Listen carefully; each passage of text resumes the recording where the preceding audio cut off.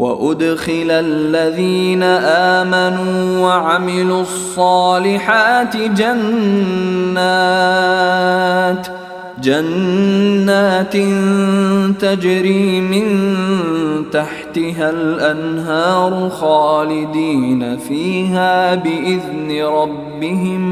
خالدین فیہا بإذن ربهم تحیتهم فیہا سلام۔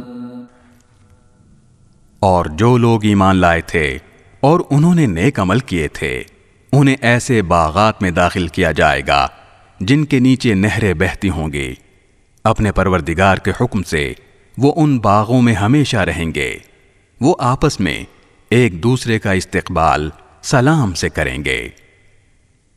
أَلَمْ تَرَ كَيْفَ ضَرَبَ اللَّهُ مَثَلًا كَلِمَةً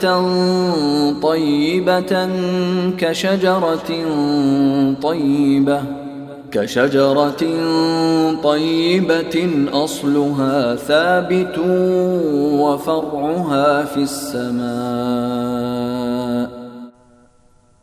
کیا تم نے نہیں دیکھا کہ اللہ نے کلمہ طیبہ کی کیسی مثال بیان کی ہے؟ وہ ایک پاکیزہ درخت کی طرح ہے جس کی جڑ زمین میں مضبوطی سے جمی ہوئی ہے اور اس کی شاخیں آسمان میں ہیں۔ تؤتی اکلها کل حین بإذن ربها ويضرب الله الامثال للناس لعلهم يتذكرون۔ اپنے رب کے حکم سے وہ ہر آن پھل دیتا ہے۔ اللہ اس قسم کی مثالیں اس لیے دیتا ہے تاکہ لوگ نصیحت حاصل کریں۔